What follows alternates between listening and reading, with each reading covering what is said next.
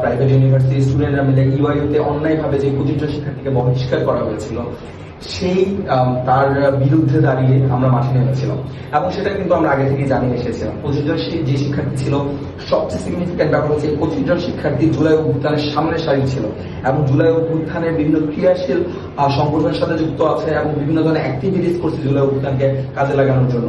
তো এই জুলাই অভ্যুত্থানের সামনের সারির যোদ্ধাদেরকে যখন বহিষ্কার করা হলো এবং সেটা ইউনাইটেড গ্রুপের একটি প্রতিষ্ঠান ইউনাইটেড ইউনিভার্সিটিতে, তখন কিন্তু আমরা নেমে এসেছিলাম মাঠে। তখন আমাদের মনে হয়েছে যে এখানে আসলে জুলাই অভ্যুত্থানের প্রতি যাদের কোনো ক্ষোভ আছে তারা আসলে কোনো ধরনের একটা অ্যাক্টিভিটিস করতে পারে, ক্ষোভের বশবর্তী হয়ে আসলে শিক্ষার্থীদেরকে এখানে বের করে দিতে পারে। সেই দিক বিবেচনা করে আমরা মাঠে নেমে আসি।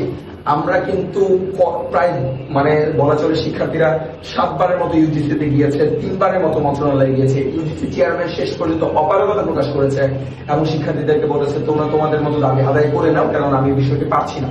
যখন আমরা দেখলাম সরকার এখানে পাচ্ছে না, ইউজিসি এখানে পাচ্ছে না, ঠিক সেই সময় কিন্তু আমরা মাঠে নেমে আসতে বাধ্য হই। কেননা আমরা যখন প্রত্যেকটা অ্যাক্টিভিজম চালাচ্ছিলাম, আমরা প্রত্যেকটা সময় মাঠে নামার চেষ্টা করছিলাম, ইউআইইউ এর মতো বা ইউনাইটেড ইন্টারন্যাশনাল ইউনিভার্সিটি, ইউনাইটেড গ্রুপের মতো একটা বড় একটা মাফিয়া চক্রের বিরুদ্ধে যখন আমরা মাঠে নামার চেষ্টা করছিলাম, তখন দেখছিলাম একটা অদৃশ্য শক্তি আসলে পারছে না তাদেরকে ফেলে দিতে। আওয়ামী লীগের সবচেয়ে বড় যদি কোনো ফান্ডিং করে থাকে এর মাঝে একটা অর্গানাইজেশন হচ্ছে ইউনাইটেড গ্রুপ।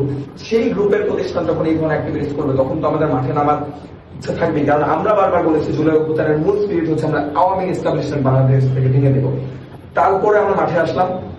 মাঠে এসে যেটা হলো, আপনারা দেখেছেন কালকে এডিসি আবির যিনি ছিলেন গুলশান জোনের, এডিসি আবির প্রথম থেকে কিন্তু আমাদের সাথে খুব রুড ভাবে বিহেভ করছিল, আমাদের সাথে খুব খারাপ ভাবে কথাবার্তা বলছিল। আমরা বারবার আমাদের বোঝার চেষ্টা করছিলাম কেন এটা ন্যায্য দাবি, কেন আমরা রাস্তায় এখানে অবরোধ করছি।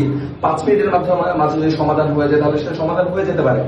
দুঃখজনক বিষয় হচ্ছে ওনাদের যখন যুগ্ম কমিশনার, ডিএমপির যুগ্ম কমিশনার বা যুগ্ম কমিশনার যারা আমাদের সাথে এসে কথা বলেছেন, তারা আমাদের সাথে খুবই নরম ভাবে কথা বলেছেন। তারা আমাদের উভয় পক্ষে আসলে খুব শান্তি। যে আন্দোলনটা চলছিল যে ভিসি স্যারের পদত্যাগ এবং নুরুল স্যারের পদত্যাগ, এই ব্যাপারগুলো নিয়ে একটা সময় গিয়ে আসলে 2 জুন 26 প্রথম আন্দোলনটা শুরু হয়। তারপর 2 জুন গিয়ে হচ্ছে যে আন্দোলনকারী কিছু শিক্ষার্থীকে বহিষ্কার করা হয় এই কথা বলে যে তারা ভিসিকে রাতভর অবরুদ্ধ করে রেখেছিল। এরপর পরবর্তীতে শিক্ষার্থীরা ঈদ পরবর্তী আপিল করে 15 জুন যে আমরা এই ধরনের কোনো ধরনের কাজের সাথে সম্পৃক্ত নই এবং আমরা এই ধরনের কোনো ধরনের কার্যক্রম করিনি এবং প্রমাণ চাওয়া হয়। পরবর্তীতে ওরা 16 জন আমাদেরকে ডাকা হয় আপিলের পরিপ্রেক্ষিতে। এরপর আমরা যখন 16 জন আমরা ভার্সিটি যাই, অথরিটি আমাদেরকে এই ভিসা অবরোধের ব্যাপারে কোনো ধরনের জিজ্ঞাসাবাদ না করে ওরা হচ্ছে যে আমরা কি ধরনের ফেসবুক পোস্ট দিয়েছি, আমরা ফেসবুক কিছু লেখালেখি করেছি ইউনাইটেড গ্রুপের ব্যাপারে কিংবা ইউআইইউ এর ব্যাপারে, তারা আমাদেরকে এই ফেসবুক পোস্টগুলো নিয়ে জেরা করে যে তুমি এই ধরনের শব্দ কেন বলেছো, কিন্তু ওই ধরনের কথা কেন বলেছো, এই ধরনের পোস্ট কেন দিয়েছো। তখন আমরা একটু হতভম্ব হয়ে যাই, যেহেতু আমাদেরকে ডাকা হয়েছে এক ব্যাপারে, বহিষ্কার করা হয়েছে এক ব্যাপারে, আবার সেখানে সরাসরি ডেকে বলা হচ্ছে তোমাদেরকে ভিসা অবরোধের কারণে বহিষ্কার করা হয়নি। যদি ভিসিকে অবরোধের কারণে বহিষ্কার করা হতো তাহলে 200 জনকে বহিষ্কার করা যেত। সো তোমরা কিছু শিক্ষার্থী যারা ফেসবুকে একটু এসব নিয়ে লেখালেখি করেছো কিংবা এই ধরনের পোস্ট দিয়েছো যেগুলো উচিত হয়নি, সেই জন্য তোমাদেরকে বহিষ্কার করা হয়েছে। তো আমরাই তখন কিছুটা আমরা নিজেকে প্রশ্ন করি আসলে আমরা কি কারণে তাহলে বহিষ্কার হলাম। তো এরপর আমরা দাবি জানিয়ে আসছি যে আপনারা প্রত্যাহার করেন, আপনারা যদি প্রত্যাহার করেন তাহলে হচ্ছে হয়তো আর কোনো ধরনের আন্দোলন বা এসব কিছু হবে না। সো পরবর্তীতে তাও প্রত্যাহার করেনি, কোনো আমাদের কোনো দাবি মেনে নিচ্ছিল না। সো পরবর্তীতে আমরা ঘোষণা দিই যদি আমাদেরকে বহিষ্কার প্রত্যাহার না করা হয় তাহলে আমরা 21 জন হচ্ছে যে নতুন বাজার ব্লকের কর্মসূচি পালন করবো। সো সেই পূর্ব ঘোষিত কর্মসূচির আলোকে আমরা হচ্ছে যে 21 তারিখ নতুন বাজার কর্মসূচি পালন করি এবং অন্যান্য যে প্রাইভেট ইউনিভার্সিটি ছিল সবাই আমাদের সাথে সংহতি জানায়, তারা আমাদের সাথে অংশগ্রহণ করে।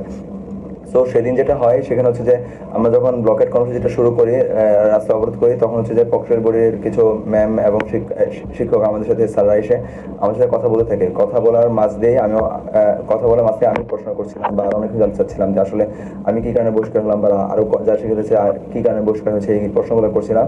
কিন্তু আমরা বলছিলাম যে আপনাদের যে রুলসগুলো দেওয়া আছে সেই রুলসগুলোর ক্ষেত্রে তো আপনারা মানছেন না। সো ওই মুহূর্তে যখন আমরা কথাগুলো বলছিলাম, হুট করে আমরা দেখি যে পিছন থেকে পুলিশ এসে, ভারত থানা পুলিশ এসে আমাদের উপর আক্রমণ করে বসে এবং আমাদেরকে মোটামুটি লাঠি পেটা করে, বুট দিয়ে লাঠি দেয়, কিছু মেয়েদের উপর আঘাত করে, যেটা জুলাই আগে আওয়ামী আমলে হয়েছিল। তো আমরা তখন হতভম্ব হয়ে পড়ি যে এই কাজগুলো কিভাবে হচ্ছে। আমরা কোনোভাবে এক্সপেক্ট করি নাই যে জুলাই পরবর্তীতে এইভাবে আমাদের উপর আক্রমণ আসবে, যে জুলাই আমাদের নতুন বাজারে কোনোভাবে আক্রমণ করার সাহস পাইনি। সো সেদিন এই ঘটনাটা হয়েছিল, আমরা অনেকবার জানতে চেয়েছি বিভিন্ন জায়গা থেকে, ডিসি, ওসি কিংবা যারা আছে সবাই কেন প্রশ্ন করছে হামলাটা কেন হলো। ওরা সেভাবে কোনো ধরনের জবাব দিতে চাচ্ছিল না যে আসলে হামলাটা কি কারণে হয়েছে। সো আমরা ওইখানে কিছুটা প্রশ্নের সম্মুখীন হই যে আমরা কেন হয়েছি। সো পরবর্তীতে আমরা সারাদিনে সন্ধ্যা পর্যন্ত অবরোধটা চলে এবং আমরা সন্ধ্যার দিকে আবার প্রেস ব্রিফিং করে আমরা জানাই যে যদি রাত আটটার মাঝে কোনো ধরনের আমাদের বহিষ্কার প্রত্যাহার না করা হয় শর্তহীনভাবে, সো তাহলে আমাদের পরবর্তীতে কোনো কর্মসূচি আসবে না। কিন্তু তারা 8টার আগে তারা প্রত্যাহার করে ঠিকই, কিন্তু ওরা এখানে কিছু শিক্ষার্থীকে যেটা করে সেটা হচ্ছে যে প্রত্যাহার করার সাথে সাথে 2টা সেমিস্টারকে ওদেরকে সাসপেন্ড করা হয়েছে, যে নেক্সট 2টা সেমিস্টার হচ্ছে ওরা কন্টিনিউ করতে পারবে না। সো এটা তো আসলে আমরা চাইনি যে আমরা কোনো ধরনের অন্যায় করে থাকলে হয়তো আমরা মাথা পেতে নেবো, কিন্তু আমরা তো কোনো ধরনের অন্যায় করিনি। সো সেখানে কিছু শিক্ষার্থীকে ওরা সাসপেন্ড করে। সো এটা এখন এই মুহূর্তে চলছে যে ওরা চাচ্ছে যে না কোনো ধরনের যেন শর্ত দেওয়া না হয় যে এই শর্তের কারণে ওদের প্রত্যাহার করলো কিংবা ওই শর্তের কারণে প্রত্যাহার করা হলো। সো বাকি শিক্ষার্থী যারা আছে ওরা চায় যে ওদের কোনো ধরনের শর্ত রাখা না হোক, ওরা এই সেমিস্টার থেকে ক্লাসে ফিরে যেতে চায়। আমাদের শান্তিপূর্ণ আন্দোলনে অতর্কিত হামলা করে আমাদের 3 জন মহিলা শিক্ষার্থীকে ধাক্কা দিয়ে ফেলায় দেয় এবং বুট দিয়ে পর্যন্ত পাড়ায়। আমাদের অনেক শিক্ষার্থীদের মাথায় এবং হাত পায়ে লাঠিচার্জ করে এবং 2-3 জনের মাথাও ফেটে দেয় এবং আমাকেও আঘাত করে, হাত কেটে যায়, এখানে মুখ কোমরেও আঘাত করে। তার পরবর্তীতে আমি অজ্ঞান হয়ে যাই। এটা হচ্ছে আমার মেডিকেল রিপোর্ট। এবং অনেক শিক্ষার্থীদের সময় বলে যে আমরা জুলাই আন্দোলন করছি, আপনারা কেন লাঠিচার্জ করছেন আমাদের উপর। সময় অনেক পুলিশ সদস্য বলে থাকে জুলাই এইভাবে আমাদের উপর গালিও দিয়ে থাকে। Private university national association of Bangladesh পুনাব ইউআইইউ শিক্ষার্থীদের পাশে দাঁড়িয়েছে। ইউআইইউ শিক্ষার্থীরা দীর্ঘ 2 মাস যাবৎ তাদের ন্যায্য অধিকার আদায়ের জন্য এবং আওয়ামী লীগ ফ্যাসিবাদের দোসর যারা বিভিন্ন ট্রাস্টি বোর্ডে এবং বিভিন্ন ইউনিভার্সিটির ভিসি পদে এখনো ঘাপটি মেরে আছে, তাদেরকে পদচ্যুত করার জন্য বা তাদের ইউনিভার্সিটির সংস্কারের জন্য তারা বিভিন্ন প্রস্তাবনা উত্থাপন করে এবং তাদের দাবি দাওয়া তুলে ধরে। এরই প্রেক্ষাপটে এরই ধারাবাহিকতায় তাদেরকে